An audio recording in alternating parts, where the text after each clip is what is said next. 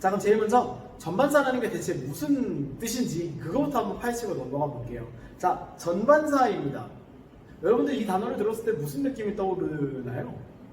일단 뭐 무슨 반사인 것 같긴 해, 그쵸? 근데 앞에 전자가 붙었어. 보통 단어 앞에 전자가 붙으면 그 전이 의미하는 바가 보통은 무슨 뜻인가요? 보통 뭐 전체적으로, 전반적으로 뭐 이런 거 앞에 전이 붙잖아요, 그쵸? 그때의 전의 뜻은 뭐 전부 아니면 뭐 말 그대로 아까 전체적으로 뭐 이런 뜻을 가지고 있지 않을까? 그쵸? 이 전반사의 전도 바로 그 뜻의 전입니다. 반사는 반사인데 어떤 반사가 일어나는 것? 전부 반사가 일어나는 것. 뭔데 전부라고 그래? 저번 시간이라고 하긴 해도 맞긴 하지만 저번 단원에서 빛이 굴절하는 거에 대해서 공부를 했었죠. 파동의 굴절을 배운 다음에 빛의 굴절로 연결을 지었잖아. 맞죠? 뭐 이거는 뭐 선생님한테 배운 사람도 있고 김민수 선생님한테 배운 사람도 있겠지만 빛은 전자기파라는 이름으로도 부를 수 있었어요. 맞죠? 이 전자기파라는 이름으로 부를 수 있었고 전자기파는 엄연히 파동입니다.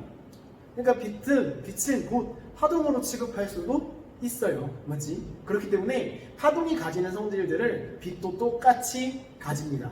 맞죠?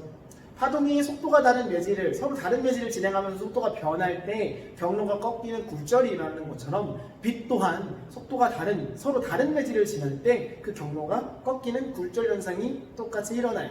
맞죠? 그래서 저번 시간에 봤던 그림 중에 이런 그림이 있었어요. 이제 뭐 공기에서 물로 진행하거나 유리로 진행하거나 다이아몬드로 진행하면서 이렇게 경로가 굴절이 된다라는 걸 보여줄 때 굴절하는 광선이 있기도 하지만 일부는 어떻게 됐나? 요 경계면에 부딪혀서 반사하는 빛도 생긴다라는 얘기를 그림을 통해서 보여줬었죠. 그래서 빛 같은 경우는 일부는 굴절하지만 일부는 반사한다라는 게 항상 수식어처럼 따라붙고 다닌단 말이야. 맞죠? 근데 이 전반사라는 건 아까도 얘기했지만 전부 반사된다는 뜻이에요. 다시 말해 서로 다른 매질의 경계면을 지나갈 때 원래 일부는 꺾여서 그 다른 매질로 들어가는 굴절 현상이 생겨야 되잖아요.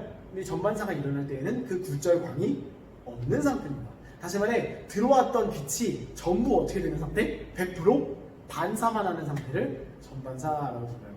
그런 일이 일어날 수 있을까요? 일어날 수 있으니까 단원으로 만들었겠지. 그렇지 않겠어요? 자, 그래서 우리가 어떤 상황에서 이 전반사가 일어날 수 있는지 그 조건에 대해서 살펴볼 겁니다. 근데 너무 바로 들어가면 또 여러분들 이해가 어려워질 수 있으니까 간단한 사례를 통해서 살펴보도록 할게요. 자, 우리가 저번 시간에 이제 처음 굴절을 배울 때 이제 예로 들었던 것 중에 하나가 이거였어요. 속도가 빠른 매질에서 속도가 느린 매질로 진행할 때 이 파동이 어떤 경우로 굴절하는가를 먼저 살펴봤었죠. 그래서 이제 이 그림을 보게 되면 속도가 빠른 매질 쪽에서는 그만큼 파장도 길고요. 왜 속도가 긴 쪽에서 속도가 빠른 쪽에서 파장도 길다 그랬지? 수업을 집중했다면 대답할 수 있었겠죠. 매질이 달라진다고 해도 진동수랑 주기 같은 경우는 이제 파원 자체에서 조절하지 않으면 계속 똑같은 값으로 유지가 된다. 그래서 이제 파장과 진동수의 곱으로 나타내지는 속력이 일정하다면 속력이 변한다면 진동수가 일정하기 때문에 파장이 변하는 것과 같다. 따라서 이 경우는 속력과 파장이 비례관계다. 이런 얘기를 했을 거예요.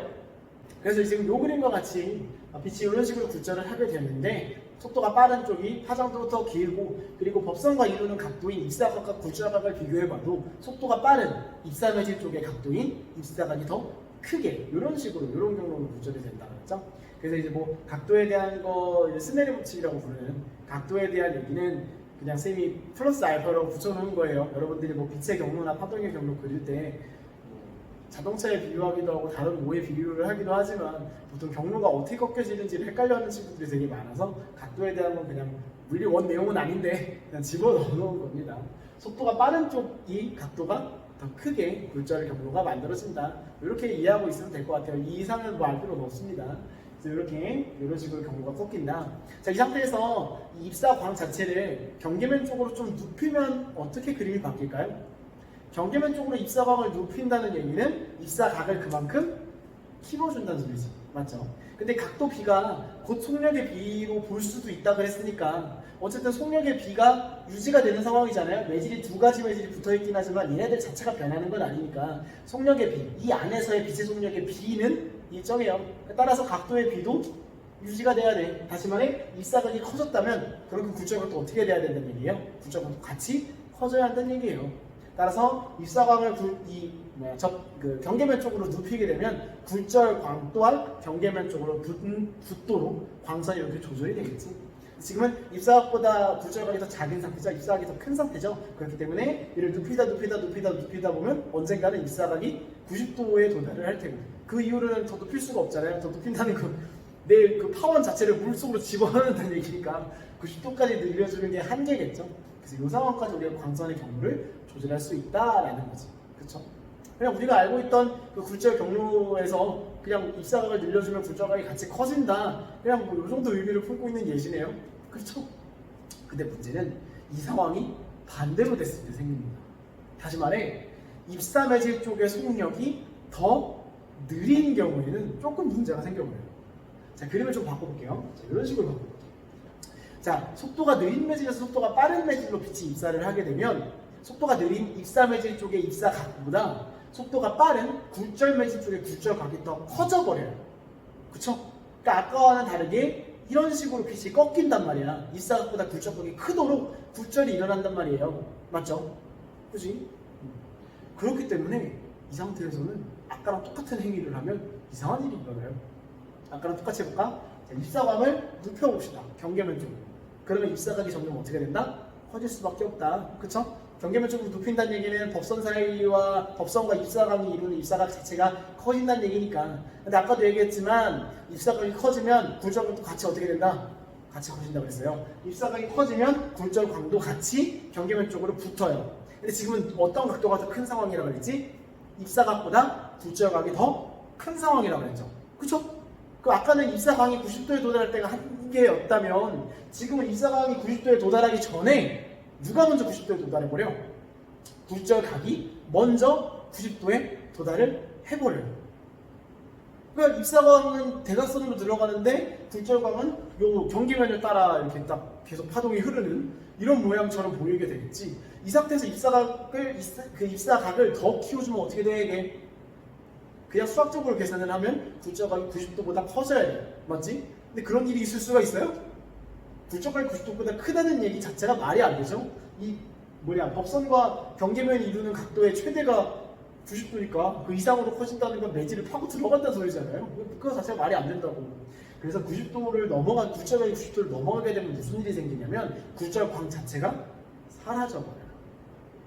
다시 말해, 원래는 빛이 들어오게 되면 일부는 굴절을 하고 일부는 반사를 했었다면 이 상황에서는 그 굴절할 일부 자체가 사라져버린 거기 때문에 들어온 빛의 100%가 전부 다 반사돼서 나아가요. 따로 손실이 없다면.